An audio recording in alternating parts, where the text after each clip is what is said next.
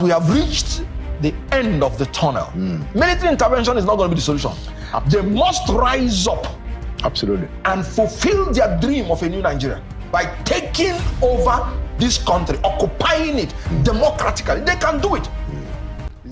When it comes to politics and election, the mindset of an average Nigerian youth is that his or her vote will not count. That voting is useless. But let us come to think of it. Is it actually useless? Know that when you do not vote, what is going to happen will also happen. And it will be very easy for them to manipulate the election. Come to think of it, if you do not participate in the 2023 general election, the likes of Alex Oti and so many other persons who emerge by a real vote will not be there. Now, so many Nigerian youths are saying that in 2027 they are not going to participate in election and so on and so forth. It is a big reminder that if you do not participate, things will also get worse.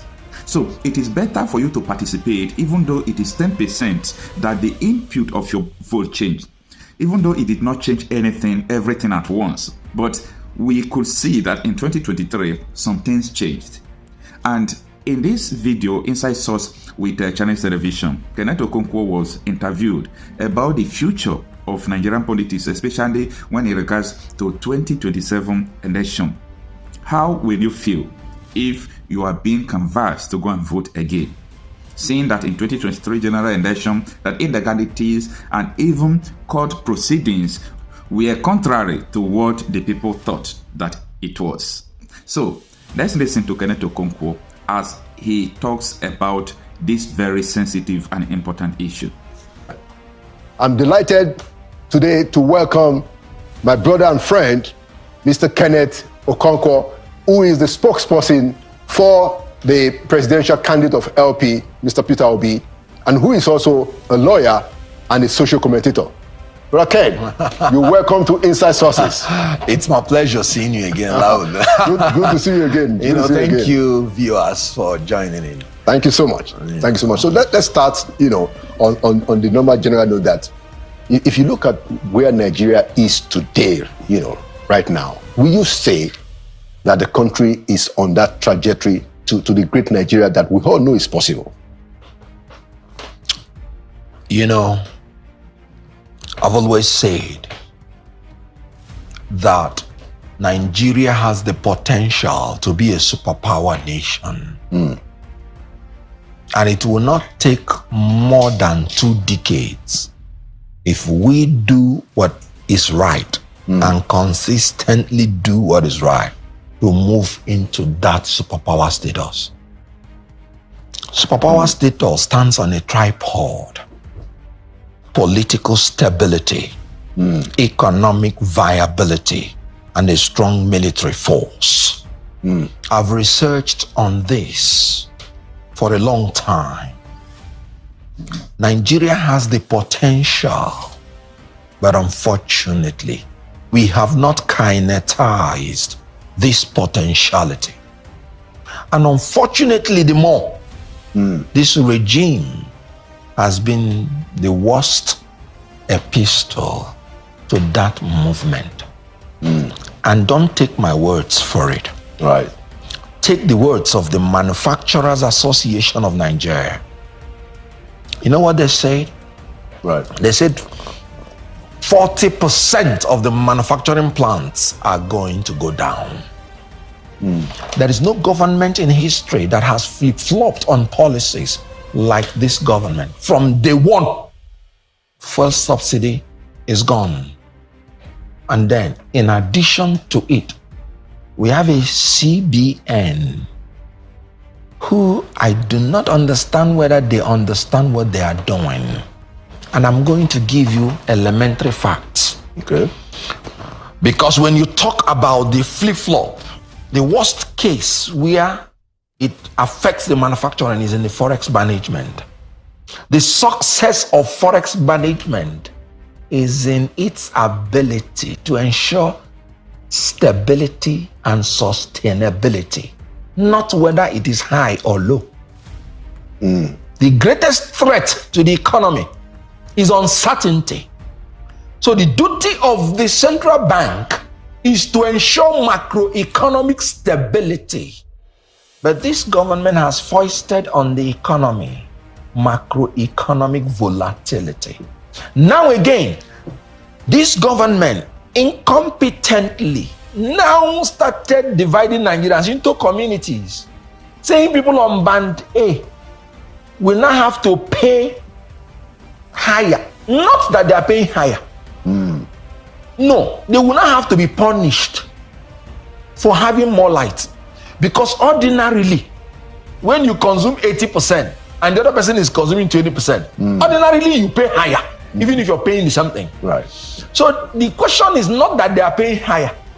The question is that they are going to be punished for having more light, not by their own decision, by your own incompetent infrastructure decision. Do you know that this is against the law? It's illegal and unconstitutional. Section 42 is very clear.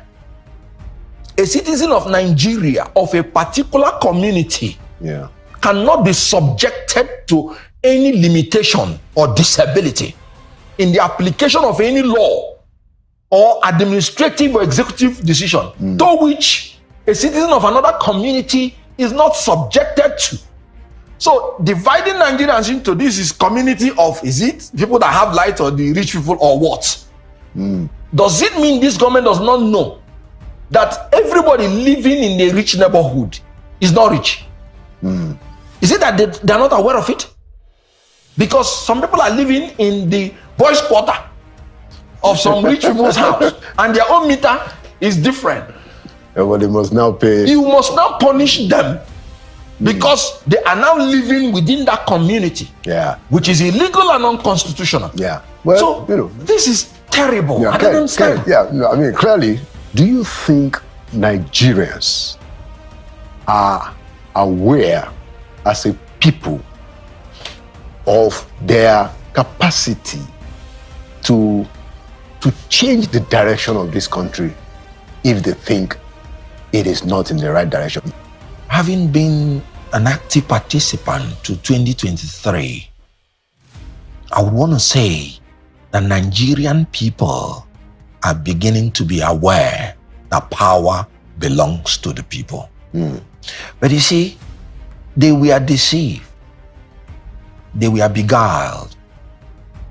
And not just even by the dissidents or the, corrupt class, but by what I would call that evolutionary trend. Because there has to be a precedent that you would have to rely on to take a decision. What happened in 2023 was novel. This was the first time Nigerians came out and say, don't give us money. We're no longer interested. We want a new Nigeria. They identified the criteria for their new Nigeria. They saw a man that fit into it and said, this is the man we are going to follow. It has never happened before. And have you noticed that even after the election, they are not changing their mind? Before now, after the election, bandwagon effect, people will go and start looking for money or start looking for this and that. So-called winner takes all. Good. But now they are maintaining their stand. This is where they were beguiled. Calm down. Because some people had the feeling they may get justice from the system. They may get justice from the courts. Like what happened in Senegal. It was not just the people. The institutions helped. The Constitutional Court came in and gave a judgment. So the people cannot do it alone. The only way the people can do it alone is that revolution, which may go out of hand, which may be bloody. It often goes out of hand. Good. And which this government and the corrupt class is pushing the people involuntarily towards that direction. Because certainly if you make peaceful change, good. So now we had a failure of the system. The courts did not do what they ought to do, in my own opinion. Because you can't go to the Court of Appeal, for instance, to ask for orders to inspect an evidence that is inevitable for your success in court. And the Court of Appeal gave the 3 orders, and the agency disobeyed all of them. Yet the Court of Appeal gave them audience to come and ask for an order to vary that order without obeying it. You know what the judicial precedent is? Anytime anybody is in contempt of a court order, he does not have the right of audience before the court. That's the normal. That is the precedent the Supreme Court has established. You have to first and foremost obey the court order before it can be varied. You can't go to equity with dirty hands. You can't be asking for an order when there is a subsisting order you have not obeyed. I could go on and on. I don't know how they came out to make a ruling and then a judgment that a creature of the law has discretion to do what the law says you must do. Discretion is the exact antidote to rule of law. Are you speaking of INEC? The court said INEC has discretion to transmit or not to transmit. And I'm surprised they ruled it as a judgment. But is that not what the act says? Just asking, you're a lawyer, I'm not. Anywhere you see the word discretion in the act, then know that I am not telling you the truth. How can the way the courts did now, anytime you see the word may, is optional, is discretionary. Right. Anytime you see the word shall, is mandatory. INEC even made a rule to say they shall. Yeah, of course. And I have spoken about that myself, that INEC puts itself. Good. How? Yeah. Now, and then the court is saying, no, you have discretion. Now, the danger in discretion is that it's uncertain and it is crooked. Not by my word. Sir Edward Coke, he said, rule of law is a golden net wand, and discretion is uncertain and crooked. So anytime you put discretion to an agency, you will make the law uncertain and make them crooked. Look at what happened in off-cycle election. We graduated from not transmitting to now pre-filling results, because the politicians now are capitalizing on the judgment of the court that is discretionary. So if you now say, no, there is look at IRF, this and that, the INEC will say, where is your manual result? It's discretionary. Yeah. Anyway, no. So what I was trying to say is that the people we are beguiled. They thought that there is a level institutions cannot go below. So they were failed. And by that time it was late.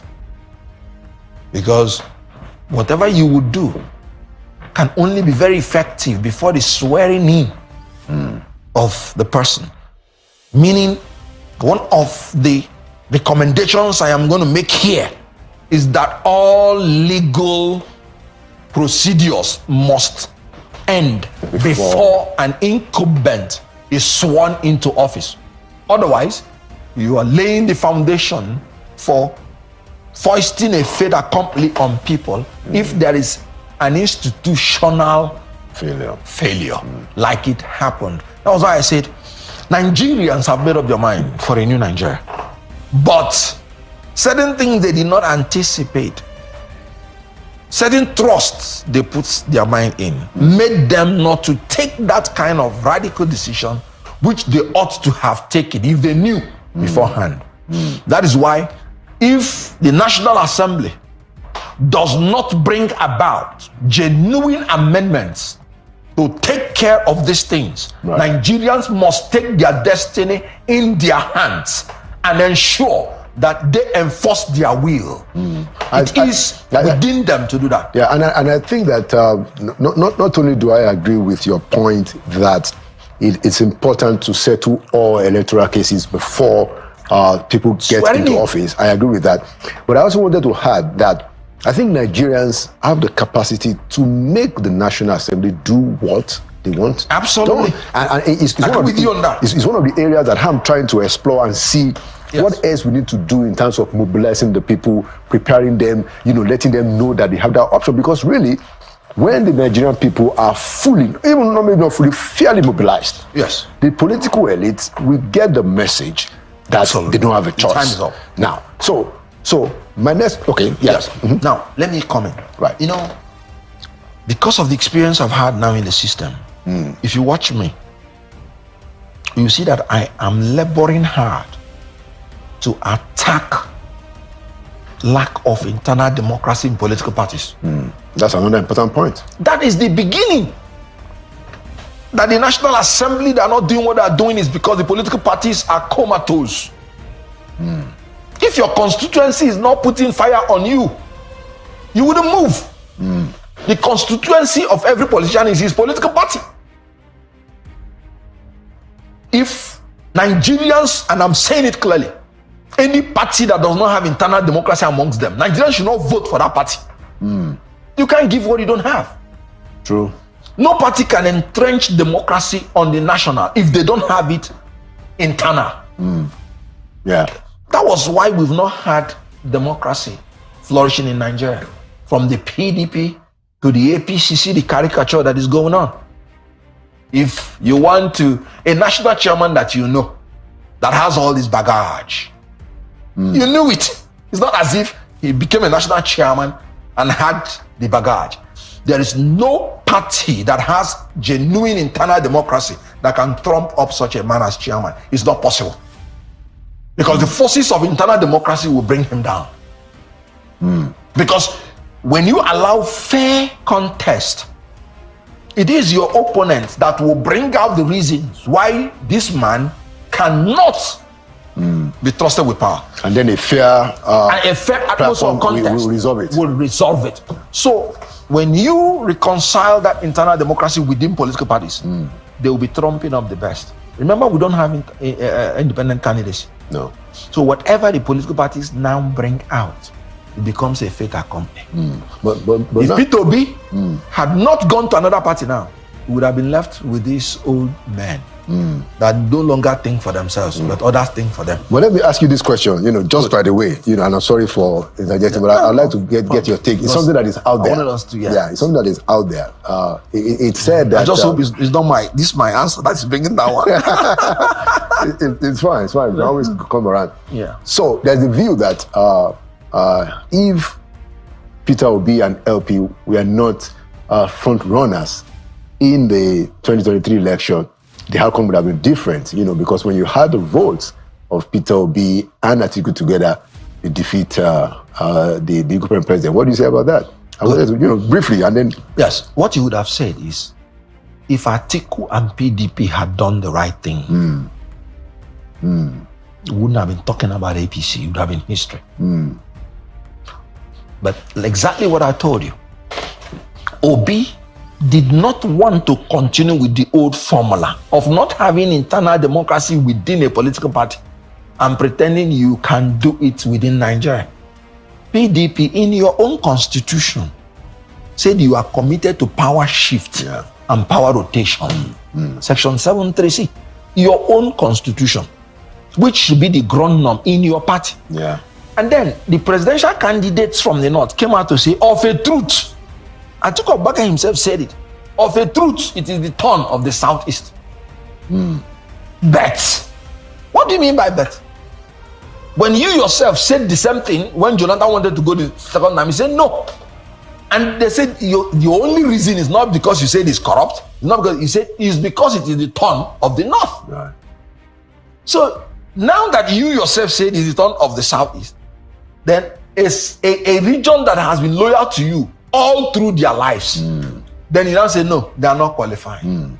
So why am I saying this? What I'm saying is that if there was internal democracy in the party, in PDP, that wouldn't have happened. They would have said no. This is the position of the law. Let's now finish the point. Yes. So the point is that Obi did the right thing. As a matter of fact, he now helped PDP to obey their constitution. Yes, they didn't obey it, and that's why they failed. Yeah. Anyway, let's and they are still failing. Yeah. They are not even able to reconcile the leadership of their party. Yeah, I think that if you look at, now that we're talking about internal democracy, if you look at, the three major parties, even your party, LP, still had a problem with Abure. Absolutely. And that's why we are battling. Yeah, PDP has problem with their chairman. Absolutely. APC now has a problem. So there is APC something. has always had a problem. So there's something. From 2016, I don't talk without facts. Right. From 2018 till date, APC had more than about 5 national chairmen.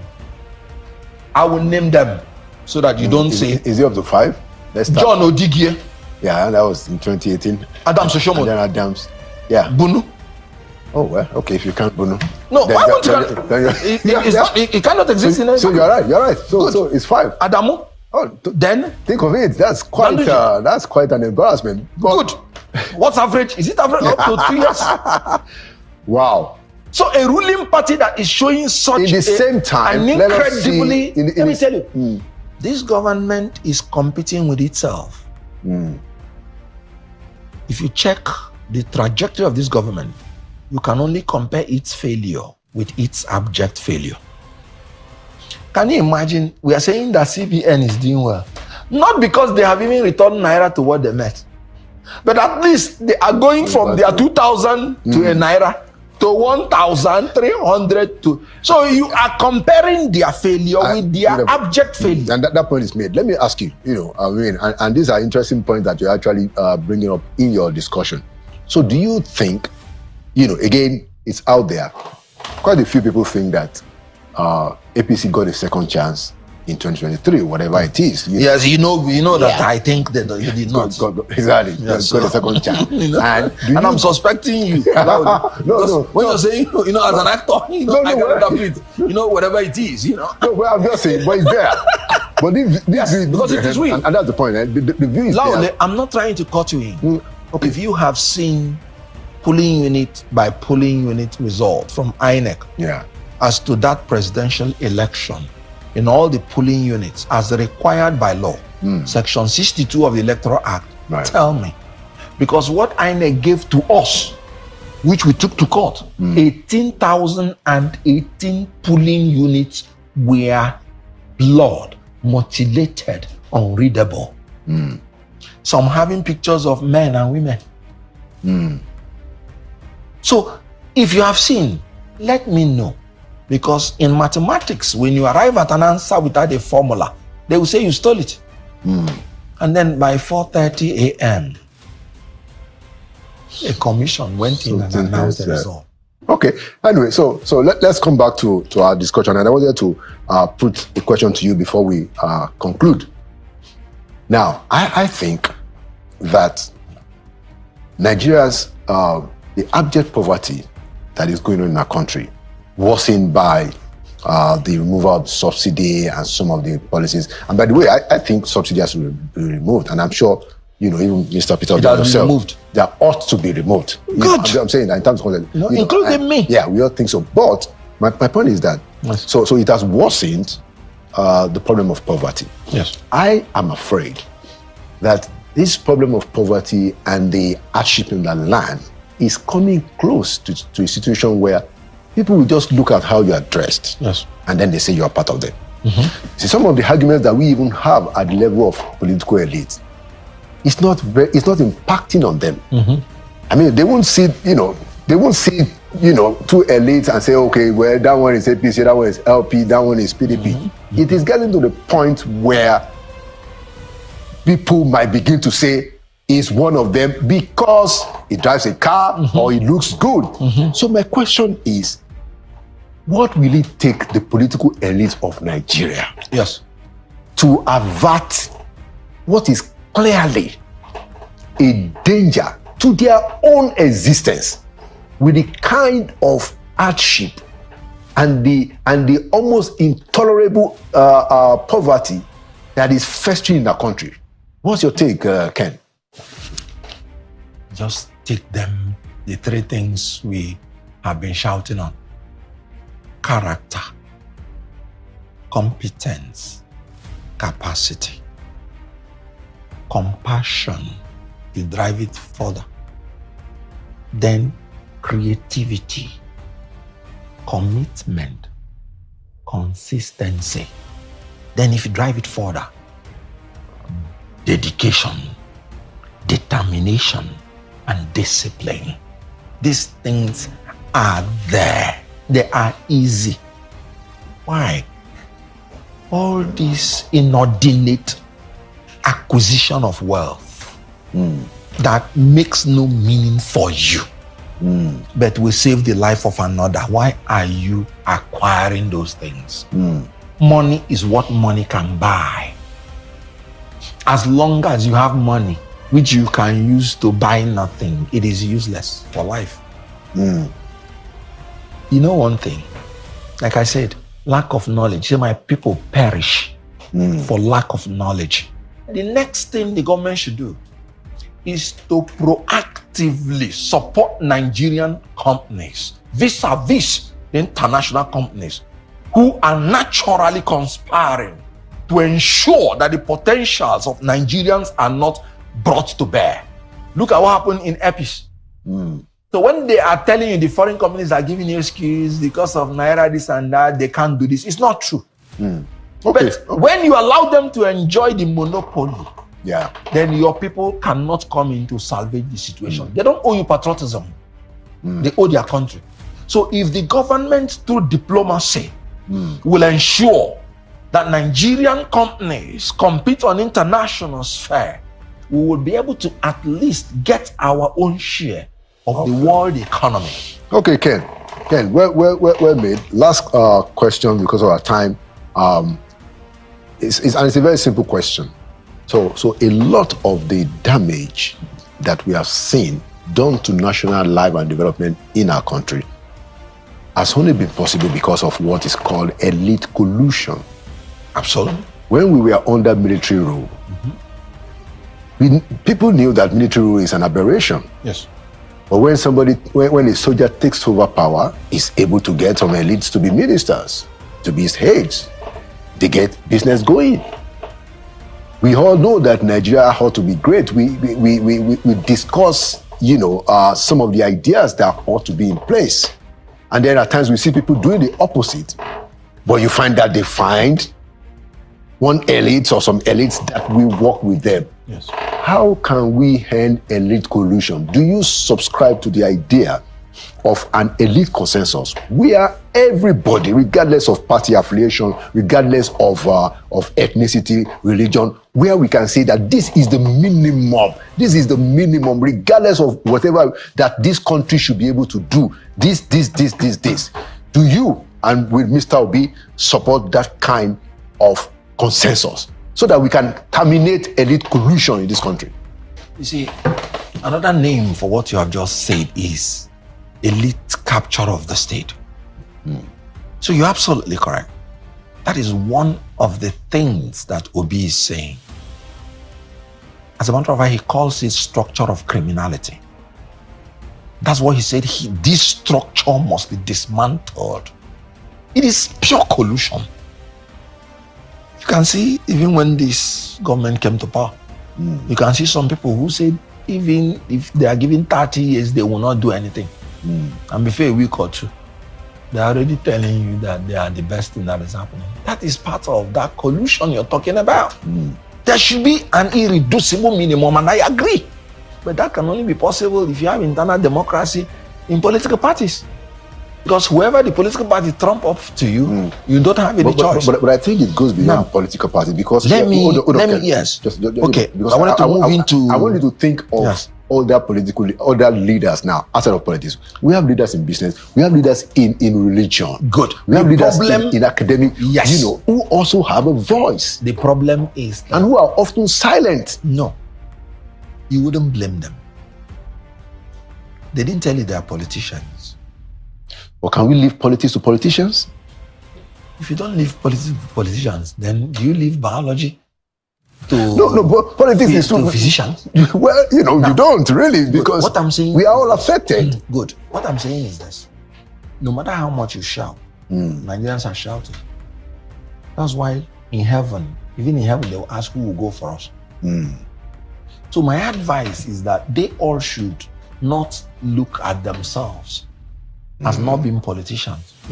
In democracy, everybody should be in politics. That's the point. That's my point. Everybody should be in politics. Some people just have strong voices. Good. That when they speak, people listen. Must be in politics. That's democracy.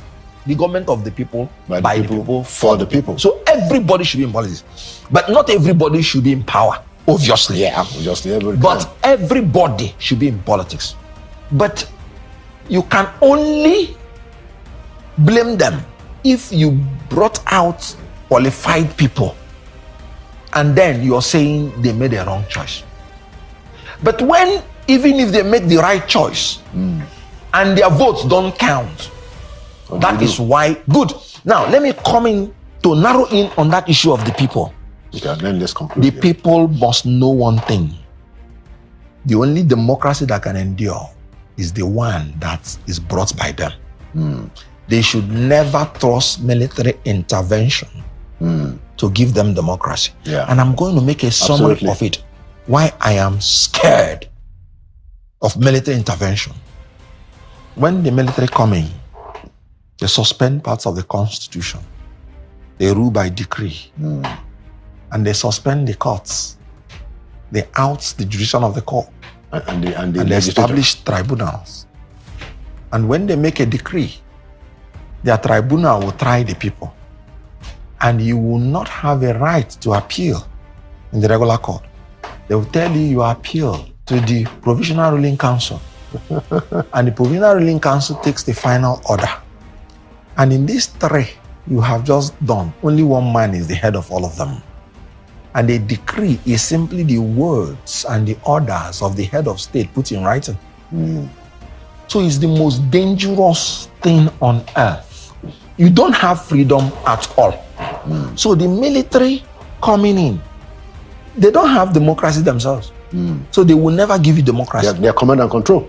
So the people must know that we have reached the end of the tunnel. Military intervention is not going to be the solution. They must rise up and fulfill their dream of a new Nigeria by taking over this country, occupying it democratically. They can do it.